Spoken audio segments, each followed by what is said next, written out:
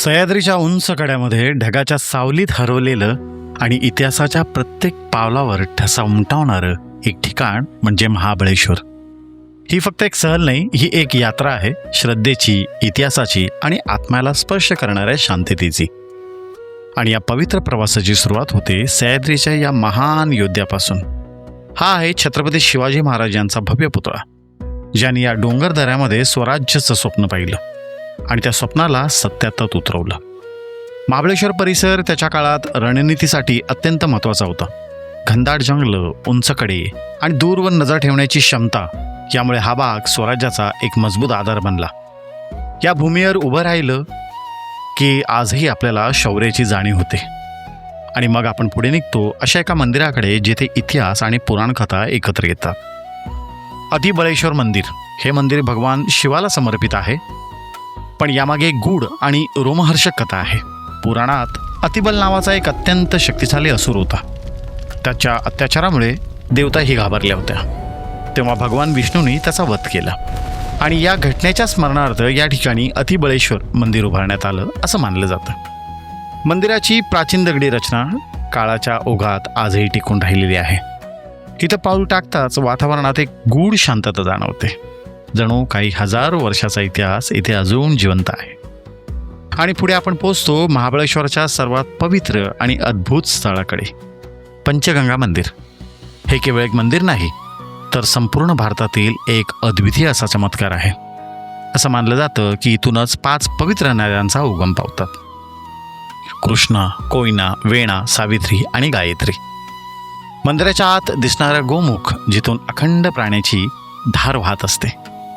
हे केवळ पाणी नाही, ही आहे श्रद्धेची, विश्वासाची आणि हजारो वर्षाची परंपरा. इतिहास सांगतो या मंदिराची उभारणी राजा सिंगणदेव याच्या काळात झाली आणि नंतर छत्रपती शिवाजी महाराजांनी या पवित्र स्थळाला भेट दिली होती. म्हणून हे ठिकाण केवळ धार्मिक नाही, तर ऐतिहासिकदृष्ट्या अत्यंत महत्त्वाचं आहे. आता जर तुम्हाला एक दिव्य अनुभव घ्यायचा असेल तर महाबळेश्वरला कसं पोचायचं तेही जाणून घ्या. जर तुम्ही मुंबई पुणेवरून येत असाल तर रस्त्याने 5 ते 6 तासात तुम्हाला इथे पोचता येईल. सर्वात जवळचं रेल्वे स्टेशन वाठार आहे आणि जवळचं विमानतळ हे पुणे आहे. रस्त्यातील घाट वळणावळणाचे रस्ते आणि हिरवाई हा प्रवासाचा तुमच्या व्लॉगला सिनेमॅटिक असं बनवेल. फिरण्यासाठी सर्वोत्तम काळ म्हणजे ऑक्टोबर ते जून. या काळात हवामान थंड आणि आनंददायी असतं. पण जर तुम्हाला धुक्यात हरवलेलं आणि पावसाच्या सरीनं न्हालेलं महाबळेश्वर पाहायचं असेल तर हा पावसाळा एक अस्वर्गीय असा अनुभव ठरतो.